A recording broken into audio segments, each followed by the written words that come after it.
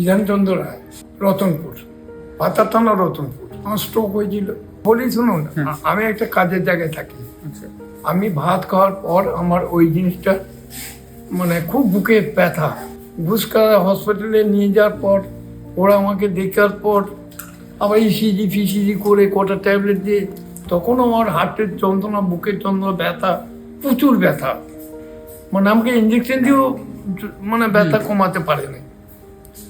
দিয়ে তারপরে ইসিজি করার পর ওই ট্যাবলেট একসঙ্গে 4-5টা জিভের তলা একটা দিয়ে আমাকে আবার রেফার করলো বর্ধমান।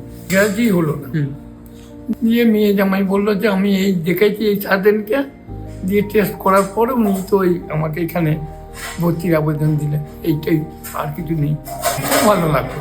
আমার সোনালি থেকে যে ডাক্তার, খুব ভালো ডাক্তার। আমার ওনার ট্রিটমেন্ট আমার খুব পছন্দ। আমাকে সুস্থ করেছে। খুব ভালো ব্যবহার, আমার সঙ্গে খারাপ কেউ ব্যবহার করা নেই। আমি যা বলেছি আমার কথাটাও শুনেছে, আর ঠিক করেও হয়েছে কাজ। উন্নত চিকিৎসা, অভিজ্ঞ ডাক্তার এবং মানবিক পরিষেবার জন্য বেঙ্গল ফেথ হাসপাতালই বর্ধমানের অন্যতম সেরা হাসপাতাল।